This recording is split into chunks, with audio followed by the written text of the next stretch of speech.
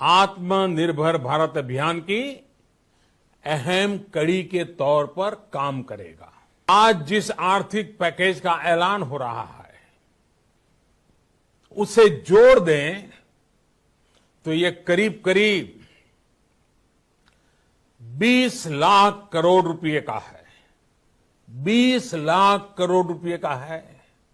ये पैकेज भारत की जीडीपी का करीब करीब 10% है।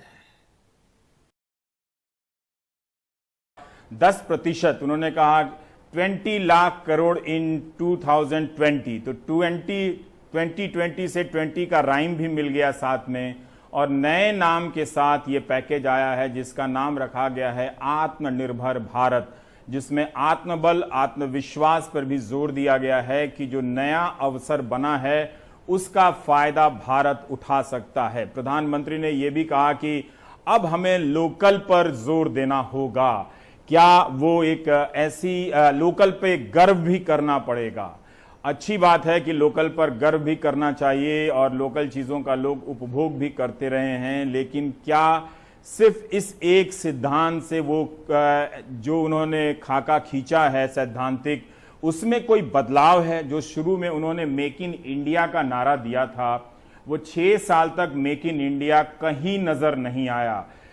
कोरोना से पहले मैन्युफैक्चरिंग सेक्टर के जितने भी आंकड़े हैं वो बर्बादी के ही बताते हैं, और बल्कि कुछ तिमाही में तो मैन्युफैक्चरिंग सेक्टर के आंकड़े नेगेटिव में चले गए थे। तो क्या एक फेल आइडिया को अब वो सफल बनाने की बात कर रहे हैं? Tell me, in comparison to other global economies, I was told that the European Commission's package of some 500 plus billion is 4% of their GDP. Ours is 10% of GDP. Is this true? Is this figure true? Does this mean that on relative terms, we are actually investing much more in the revival of our economy than economies in Western Europe or in the United States? से उनसे अभी थोड़ा सा बात किया, वो जाहिर है अपना नाम नहीं बताना चाहते। उन्होंने मुझे बताया कि एक प्लान जो वो सुनते आ रहे हैं और बैंकिंग सेक्टर में चल रहा है, वो है कि सरकार आरबीआई को कहेगी कि 5 लाख करोड़, याद रखिए 8 लाख करोड़ आरबीआई दे चुकी है, 5 लाख करोड़ का और लोन एमएसएमई यानी कि छोटे और लघु उद्योगों को दिया जाएगा, जिसका थोड़ा सा गवर्नमेंट गारंटी देगी। मतलब है बैंक अगर ये लोन दे तो उसमें से थोड़ा सा पैसा वापस आएगा आरबीआई, मतलब सरकार उसको गारंटी देगी। बैंक का अगर पैसा डूब गया तो उसका आधा शायद सरकार दे देगी, यानी 5 लाख करोड़ में से 2 से 3 लाख करोड़ सरकार देगी।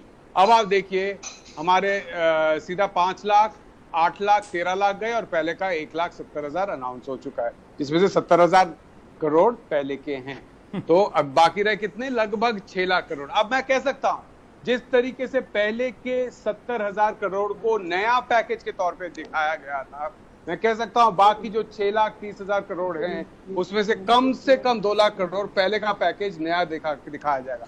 यानी कि एडिशनल एक्सपेंडिचर 4-4.5 लाख करोड़ से ज्यादा नहीं होगा, जो कि हमारे जीडीपी का 2 से 2.5% होगा। यही असली बात है। Towards those parts of the economy that need it.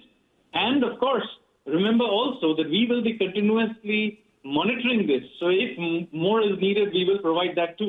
So this is very much the case that we are now moving on to a rebuild phase of the cycle, and we will now begin to rewire the economy in a very fundamental way.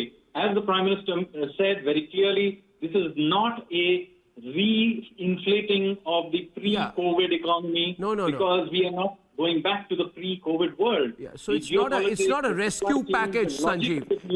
It is a rebuild package, not a rescue package. To leverage it.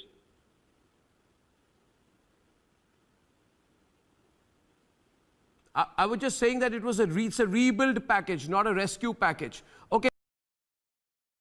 आपके अंदर मेरे लिए नफरत है, आपके अंदर मेरे लिए गुस्सा है, आपके लिए मैं पप्पू हूं, आपके लिए मैं गाली दे सकते हो, मगर मेरे अंदर आपके खिलाफ इतना सा भी गुस्सा, इतना सा भी क्रोध, इतनी